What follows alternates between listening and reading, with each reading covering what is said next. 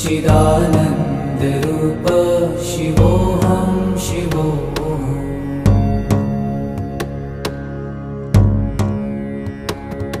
न च प्राणसंज्ञो न वै पञ्चवायु, न वा सप्तधातु न वा पञ्चकोश, न वा पाणिपादं न चोपस्थपायु। चिदानन्दरूप शिवोऽहं शिवोऽहम्।